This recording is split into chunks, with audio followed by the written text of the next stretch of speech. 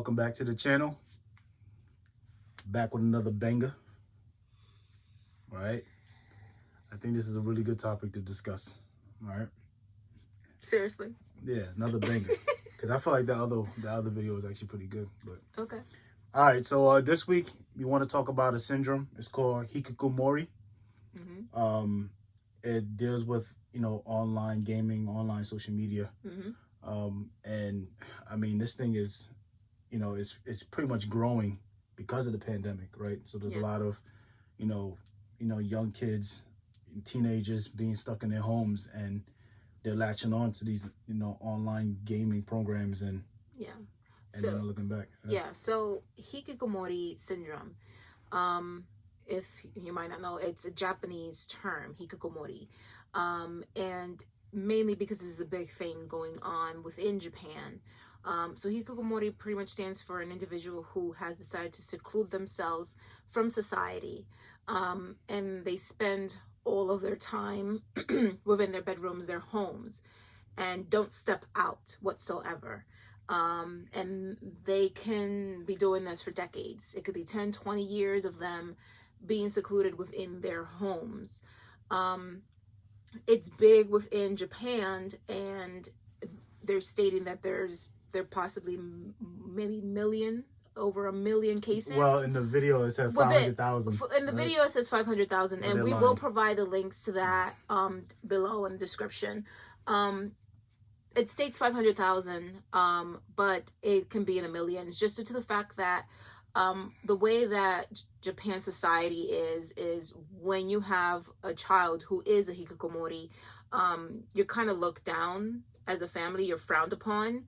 And because of that, a lot of families tend to keep it in the hush and keep it quiet and don't seek out the help that the individual needs to get out of that syndrome. So they hide it pretty much. Yeah, they pretty much hide it. Yeah, and that's why it's getting worse and worse and worse. Yeah. All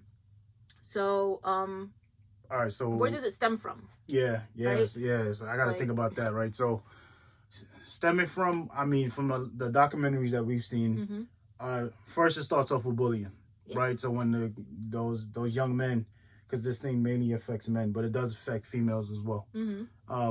It starts from the bullying in school, and then the bullying gets so bad that those students don't want to come back.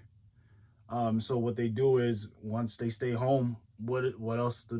They're left to their devices, right? They find these online gaming programs, and they also probably find a couple of social media accounts to create, and then they connect with people that way. Yeah. So they are still connecting with people, but they're just doing it in the comfort of their own home, and nobody really gets to see them because they're like behind an avatar or something like that. Usually behind an avatar, or no avatar at all. They're usually just playing a game and you just hear the voices. Yeah, so they're like talking to people online. So they all still connecting with people. It's not like they're just completely secluded. It's just that they rather do it in their own home when they're safe, rather than any type of physical interaction. Exactly. Another thing is mental and physical abuse, right? So say, for example, there's a young child that is getting, physically beaten by their parents, right? I heard of a case where this kid, his father was so physically abusive to him, he developed a fear, right? Like he didn't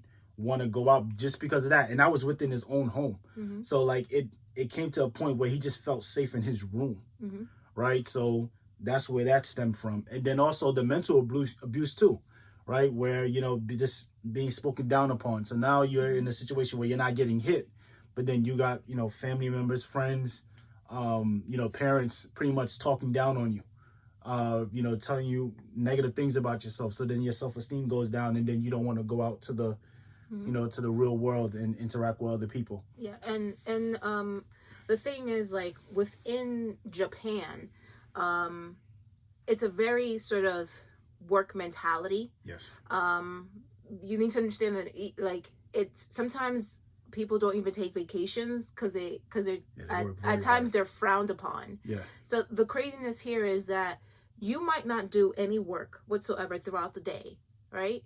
You could do like maybe 2 hours of work, but if you stay there even after the boss leaves, they consider you to be a hard worker because you spent more time within the office. Oof. So it's Yeah, I heard like, about that. yeah, Yeah. so it's like this thought process, right? And like the thought of taking a vacation is like kind of frowned upon. Like if you get there late, like even just by like 5 minutes, I heard a minute. yeah, or even a minute, it's Yeah. just kind of like, you know, everyone is kind of staring at you like, why Yeah. weren't you here early, kind of thing. Yeah. So it's a lot of stress, you know, on education also. So a lot of situations happen because of that. A lot of kids, you know, feel overwhelmed.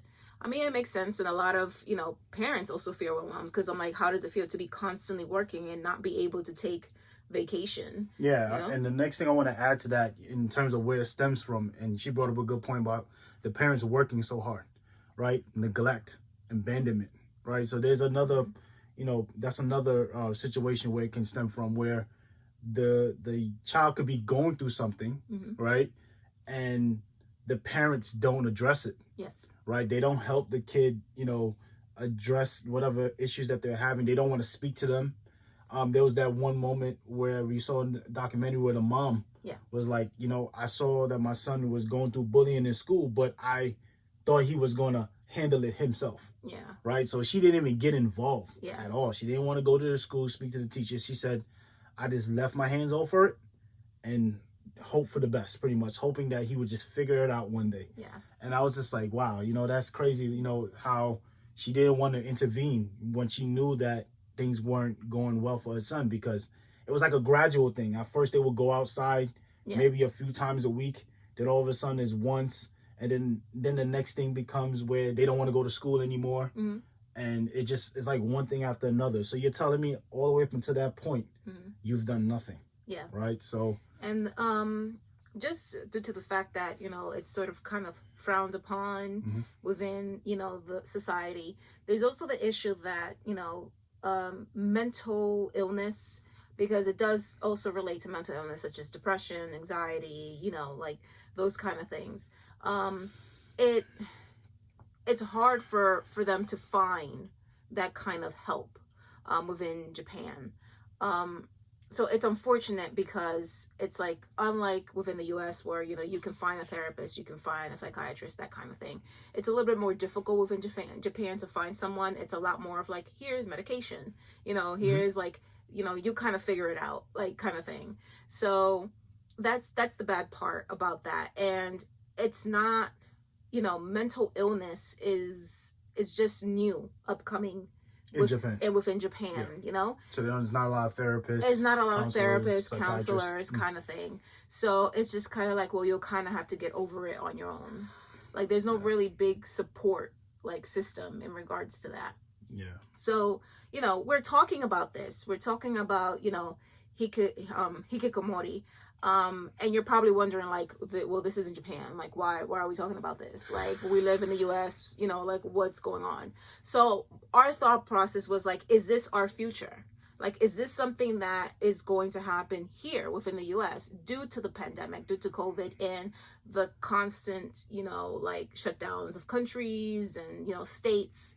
And, you know, it's a big thing to think about because we have not only become remote when it comes down to social aspects of like being on, you know, the phone, talking to somebody or playing video games and interacting with your friends that way, but we've also become remote with work. Yeah, definitely. I mean, the work part, I mean, it's happened across a lot of different companies, right? And then, but then not just a remote as well, schooling is being remote as well. So I can see, you know, the problem coming here to the States. But we do have interventions, right? Compared to Japan, we do have, you know, therapists, counseling, you know, group therapy, all those different types of avenues that can help us kind of combat that or slow it down. And we're very open in regards to mental. Correct. Yeah. illnesses. So people are willing to speak up about their mental illness. They freely express it to everyone, which is good, so that people know when to step in to help. But you know, in the case of Japan, though, right? Nobody's speaking up. It's kind of like something that they hide. We don't hide that here. Yeah. Right. So if it does become a large problem, we have ways to slow it down. Yeah. Will we be able to stop it completely? No, because you're gonna have those special cases of young, you know, men and women that just, you know, they're against society. You know, Mm-hmm. they don't want to go out there to the world. They're not, you know, they're not ready to go back, you know, because Yes. of whatever situations that they're dealing with. So But I mean, at the same time, like, I'm thinking about that, and I agree with you that we have a more open mind in regards to the whole mental illness. yes. I'm like, but within the other documentary that we saw in regards to Rent a Sister, now this is a real thing in Japan. Yeah. One of the ways they thought of, you know, kind of helping these men, these individuals who do seclude themselves, is by renting a sister.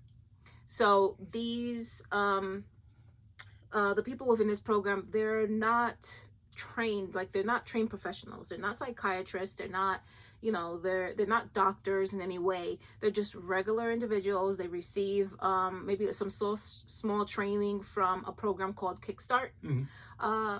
And they go, you know, they're rented by family to go to you know, these places and help these individuals who are secluded, and try to get them out of the home, and sort of start a new process with their life, and try to get them to become independent and back into society. So yes, it's exactly what it's called, rent a sister. They rent an individual, depending on how long you want them to be there. They take their time to try to get them to kind of coax them out of what they're doing. And they do state that this sometimes can, the relationship can be from like 6 months to almost 2 years. So it really depends on the situation with that person. Yeah, but I mean, the idea is awesome, Mm-hmm. right? But think about the culture that we have here in the U.S. right now, Mm-hmm. right? For someone to just go and include themselves, like, for example, you know, you have a parent that you know, signs up for this program, and then we're all our social media, the way we do it here, Mm-hmm. is all about, you know, invading people's space. Like, people they're not comfortable with that, right? Yeah. And they're open about it. Yeah. Right. So say, for example, you have this rent a sister, you know, a young child doesn't know them, you know, and they're going to, I mean, it takes 2 years for, you know, a child in Japan. I don't know why, but here I feel like it'll be worse. Well, right? the thing you need to understand is that this is something that's working within Japan. Yeah, but to bring that kind of program here, I don't know. Here within the U.S., if you think about it, we have therapists. We have family therapists. Yeah, there's already interventions. Like, we already have yeah. interventions in regards to that. But that's the thing, though. Wait. But those are like institutionalized interventions, right? Mm-hmm. So when you think of rental sister, when I'm thinking about rental sister, it's more like grassroots. This person could be like a neighbor. Mm-hmm. They could be a family friend. Like, it's just like me going randomly to somebody and trying to help them.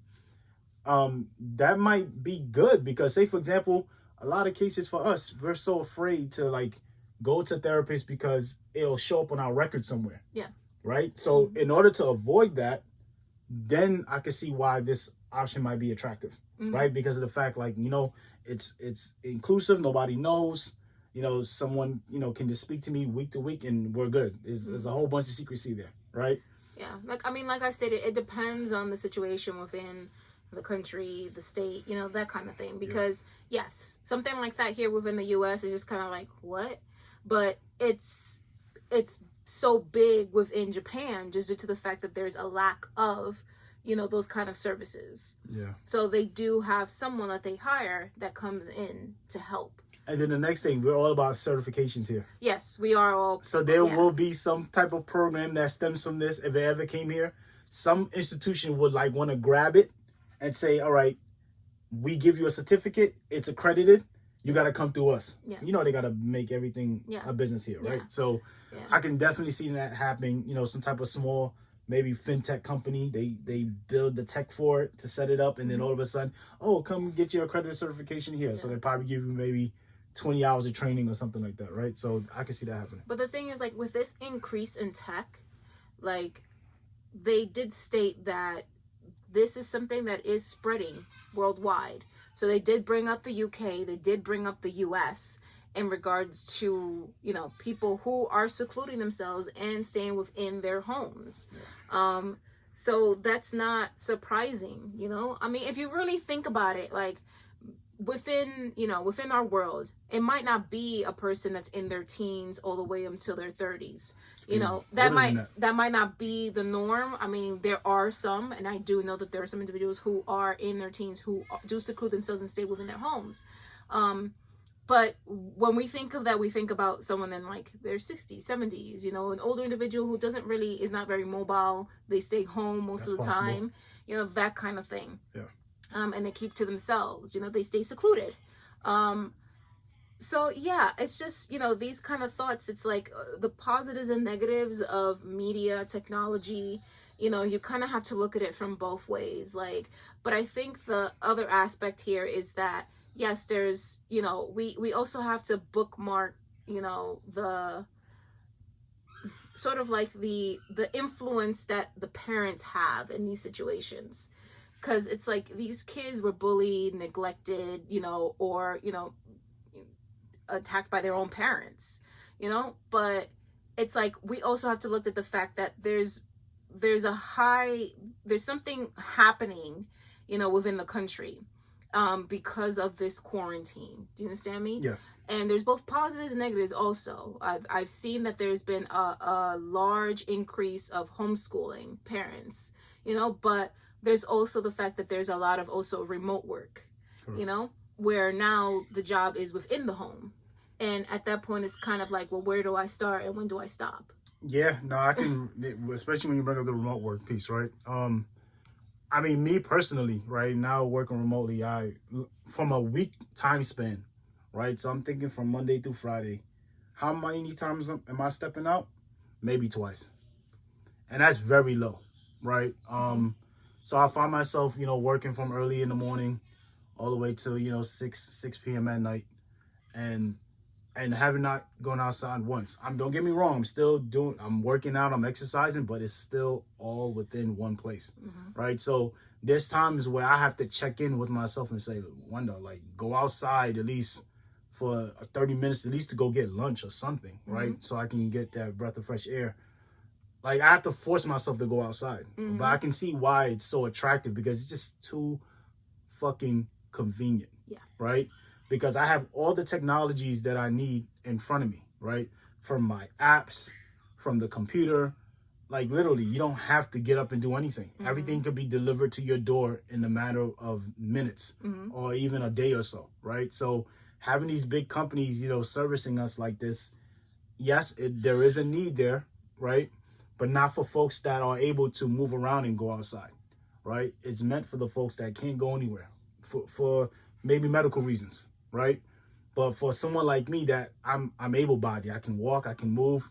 Like, there's really no excuse, you know, for me to just sit around and lounge around in the house just because it's convenient, right? So, you know, that's something that, you know, me personally, I have to be aware of, and hence is why this subject, you know, when you brought it up, it kind of like, it shook me up a little bit, because it made me realize, like, all right, there's some things I need to watch out for in the midst of all this. But then again, check in on your peoples, guys, right? Check in with, especially, you know, a lot of you parents who have sons and daughters that play a lot of video games.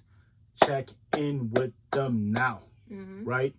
Start checking in with them. Start trying to pull them out there, right? Start to find things to do with them outside, right? Even if it's a 5-minute walk that you want to do with them, do it now. So this is something where I'm like, parents, brothers, sisters, cousins, don't matter. If you know someone that's heavy in the gaming world right now, get them out of there, right? Not to completely take the game from them, because that's not going to be a good response, right? They're probably at the point right now where they're playing a lot, and you're just going to get a negative response automatically, but you got to wean them out of that, right? So start getting creative, you know, start looking at some outside programs that they could probably join, or do something with them, right? Do something with them where you could take them out for 5 to 10 minutes. You know, I can see this happening. I mean, we're probably already here, right? I mean, I could see several cases where there's people who in this mode today in the U.S. is not leaving their homes because they don't have to. They're making money online, right? So it's not about, okay, you don't need to go outside to, you know, to make money, right? They don't have to go to like some brick and mortar place to get a job. No, they could just work online. They have a good skill set that's needed, and people are giving them money for it, right? So, you know, like this is gonna get crazy. So I wouldn't be surprised, if this thing starts to come up. I feel like we're just not talking about it. Yeah. Right? Because right now we're just worried about the next lockdown, or, we're kind of like just here in the present. We're not thinking about the future. But I do hear a lot of parents talking about the gaming, though.